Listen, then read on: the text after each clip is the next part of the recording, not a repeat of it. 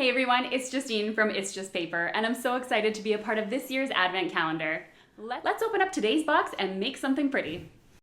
All right, time for the big reveal for day 11. It is a layering stencil. So I love this because it's a very simple layering stencil.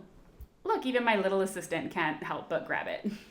Now I'm going to grab the stencil and a piece of 4 1/4 by 5.5 inch light blue cardstock, and I'm going to mask off. I'm going to take some repositionable tape here, tape down my stencil, and not only that, but protect my card. Because if I go off the edge of my stencil, it's going to create a harsh line. It never looks all that great. So I always do this because I am way too sloppy to just try and wing it without that. I'm going to grab a light blue ink and a medium blue ink. If you don't have two different color ink, like a light, a dark, a medium, things like that, just use one ink pad. It will work as well. The effect just won't be as vibrant or as contrasting. I'm going to grab a blending brush and I'm going to go over top of my butterfly very lightly in circles. I'm using a light hand for this, and I am not pushing hard at all. I like to build up my layers when I'm ink blending rather than trying to get them all down in one shot. This is how you get nice, smooth blending. It might take a little bit of time, but it's definitely worth it, and it's not a difficult thing to do, ink blending, but it does require taking your time.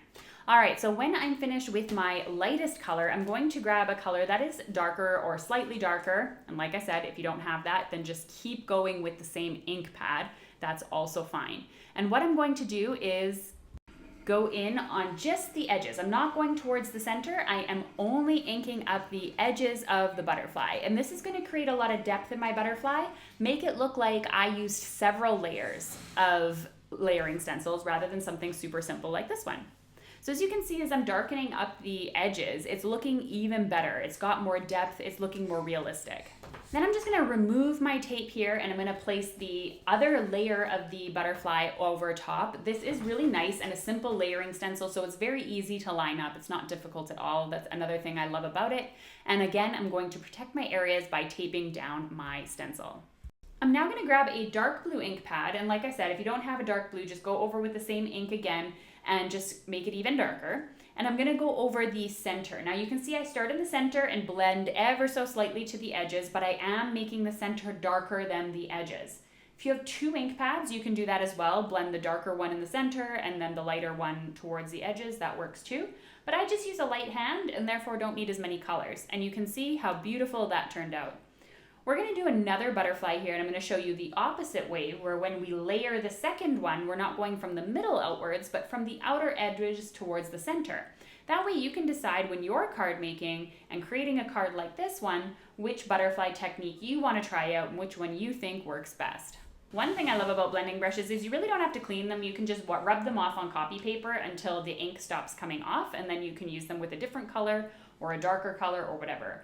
As far as blending brushes go, I have one blue one for light blue colors and one for dark blue colors, and I use them with all my light inks and all my dark inks. I don't have a brush for every single color. All right, let's go through that second technique now.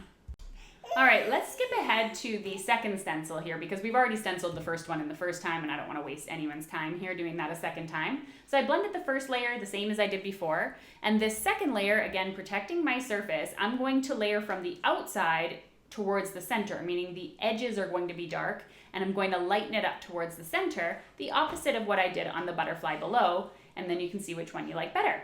Let me know in the comments.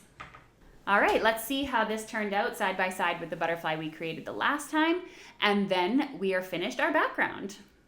How beautiful is this layer? So whether you use one as like a focal point on your cards or you do a couple of them as a background, this layering stencil is so versatile, so good for so many occasions, and absolutely stunning.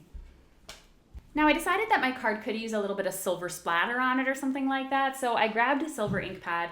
I spritzed it with a little bit of water here so it would become a little bit more liquidy, and then I grabbed a dry paintbrush. I picked up, or it could be a wet one, it really doesn't matter, and then I grabbed some of the color and I just tapped on my brush to create a splatter. I don't know if I love this in the end. I think it looks great both ways.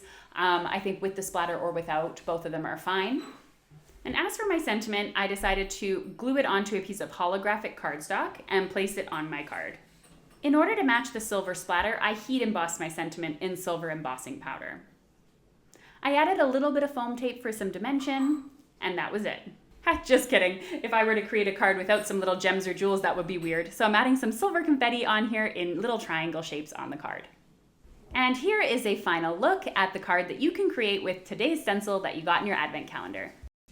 Be sure to tag CraftStash in anything that you're creating with your advent calendar. I can't wait to see what you create.